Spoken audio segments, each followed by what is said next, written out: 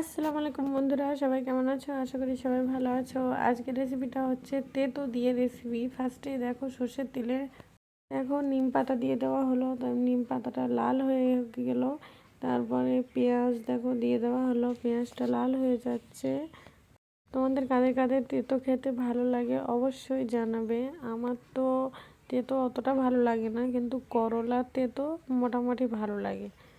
তো দেখো পেঁয়াজটা লাল হয়ে গেল, আদা রসুনের পেস্ট দিয়ে দেওয়া হলো, দিয়ে নেড়ে চেড়ে দেখো লঙ্কার গুঁড়ো, হলুদের গুঁড়ো, এখানে কাঁচা লঙ্কাও দিয়েছি, দিয়ে এতে এই চিংড়ি মাছগুলো দিয়ে দিলাম।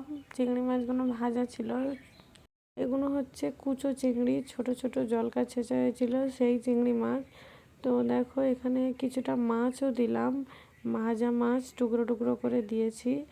দেখো সব নাড়া হয়ে যাচ্ছে ভালোভাবে। এবারে এতে সবজি অ্যাড করব। দেখো প্রথমে এই আলুগুলো দিয়ে দিচ্ছি, আলুগুলো দিয়ে ভালোভাবে নেড়ে চেড়ে নেবো। আলু দেওয়া হয়ে গেলে এতে এবারে বেগুন দেবো। দেখো বেগুনের তেঁতো আমার মোটামুটি ভালো লাগে, তেঁতো আবার খুব একটা পছন্দ হয় না, হালকা একটু একটু তেঁতো হলে ঠিক আছে। তো দেখো এতে পানি দিলাম সেদ্ধ হওয়ার জন্য। তো পানিটা শুকনো হয়ে গেলে